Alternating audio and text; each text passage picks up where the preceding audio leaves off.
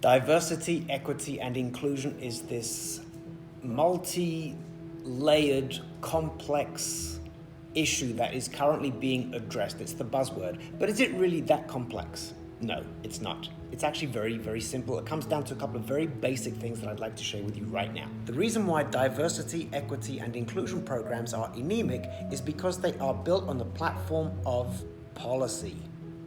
Policy is usually built and based on rules and regulations, and it's purely cerebral. Human behavior is not based purely on cerebral decisions. Human behavior is based and built on emotions.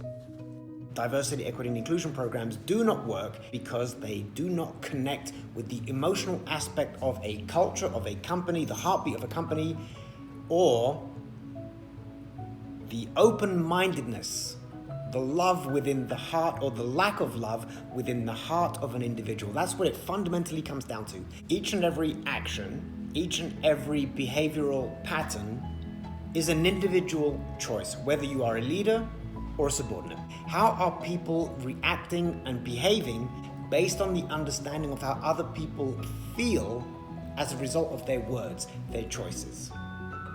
Let's dive a little bit deeper. Now, you can't legislate love. You cannot legislate respect. And equally, you cannot legislate open-mindedness. So what do you need to do? You need to inspire that. And that's where leadership plays a crucial role in whether or not diversity, equity, and inclusion can be implemented and can be effective. It starts at the top.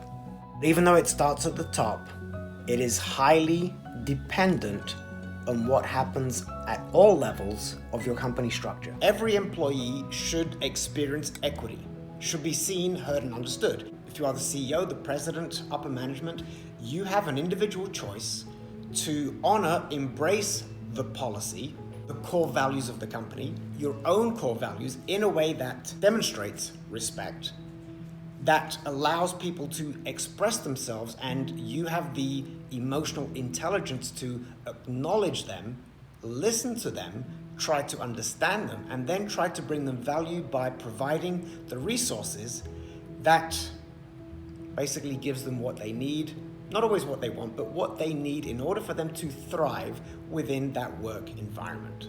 That is also going to include meaningful and substantial change in who you hire, change in your onboarding process, and maybe most importantly, change in who you promote.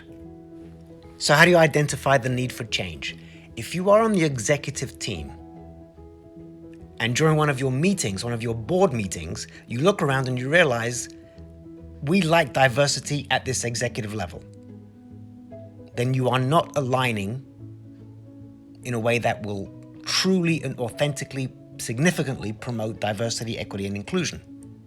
What tends to happen with companies is at the frontline level, amazing diversity. Lower management, diversity. Maybe even middle management, there's diversity.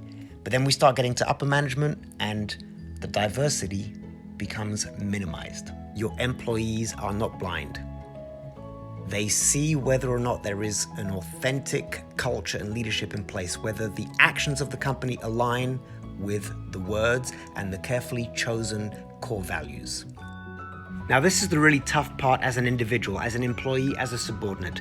You have to hold yourself accountable, you have to be responsible, and you have to dig deep and look in the mirror and empower yourself. Can I tolerate this disrespect of my value, of my worth? Or is it time for me to leave and seek a company that does honor my color, my sexual orientation, my gender? These are all fundamental questions as individuals we have to ask ourselves. Policy cannot legislate respect or love.